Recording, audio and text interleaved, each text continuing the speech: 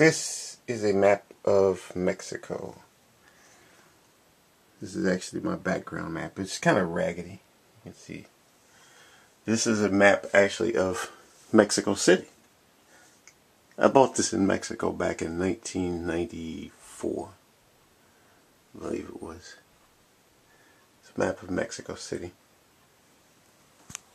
And I have my warthog, and this is the old CTA transit map. This is my old room. But this is my little office room. I have a lion, an elephant. And then of course there's me. Standing here with my insulin pump in my pocket. I don't think you can see it. But I actually have it. I sort of attach it to my pocket, so I stick it right here. The thing is that I just wanted to talk about a few things. About idealized things.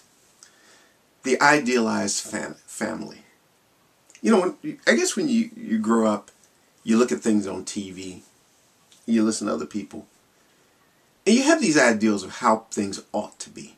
And you get those ideals from advertisers. Now, I think that the question about things ought to be a certain way is what's presented in movies. I think nowadays, especially with TV shows now, they're sort of more, they try to fit in more with the average person type thing. That you don't have that extreme idealized things like back in the 50s and 60s.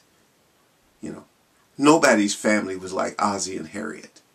You know, nobody was like Rob Petrie on the Dick Van Dyke Show. Remember that? Nobody was like any of those people. And people strive to be like those people. You know, and if they happen to be, you know, and think, especially in my case, you know, being black, they definitely weren't like me. So, and of course, you would never have like a gay character on a TV show. Yeah, I was thinking about watching it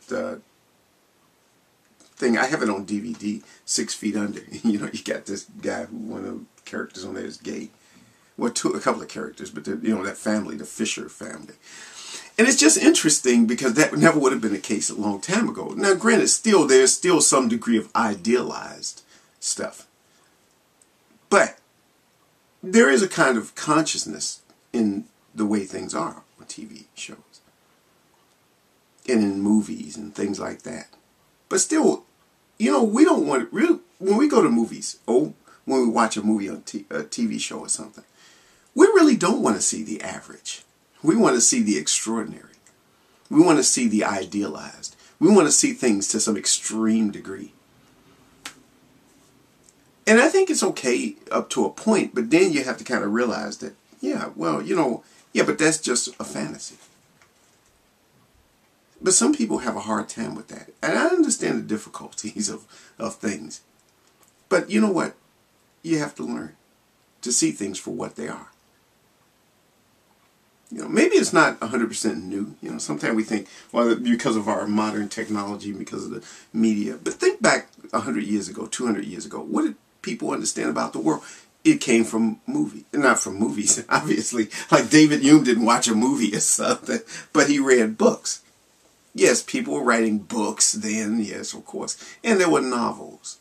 And there were books. And but there's also stories. And there were plays. You know, people did plays, you know, well, David Hume was a few hundred years after Shakespeare, but still, you know, there were plays. So, and all that stuff was idealized life. A sort of how life ought to be. And you go back to the ancient times when people would put on performances of showing how things should be and how things ought to be. And then, you know, people had their everyday life, you know. If you lived in ancient Greece, for example, you know, there was the day-to-day existence. But every so often, in the little theater, in the amphitheater, there would be a play about something, you know, giving you some idea of how life ought to be or how life could be. You know, a lot of times that's not new. I mean, the technology changes, but the reality doesn't. The fact that there's always a presentation of an ideal world. The ideal life, the ideal way in which things should be.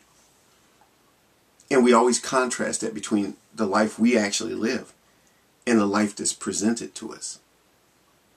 The only difference is the technology, the techniques in which it's presented. And that's it.